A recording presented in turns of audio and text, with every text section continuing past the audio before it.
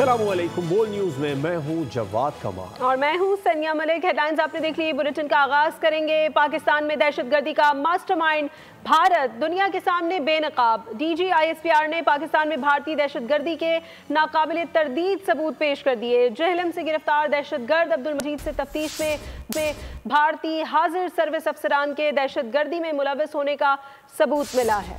भारतीय सूबेदार सुखविंदर दहशतगर्द मजीद से मुसलसल राबते में था। मेजर संदीप वर्मा, सुखविंदर, हवालदार अमीर दहशतगर्द नेटवर्क को पाकिस्तान में ऑपरेट कर रहे हैं। भारतीय मेजर और दहशतगर्द के दरमियान हुई गुफ्तगू की ऑडियो भी मंजर आम पर ले आए।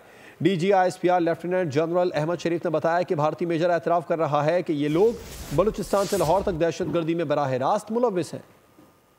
How India is executing and prosecuting Tama, जो इस दहशतगर्द एक्टिविटी को मैनेज कर रहे हैं, प्लान कर रहे हैं, एग्जीक्यूट करवा रहे हैं। Just hear what is being said by Indian serving major. He is telling कि हम बलूचिस्तान से लेके लाहौर तक दहशतगर्दी।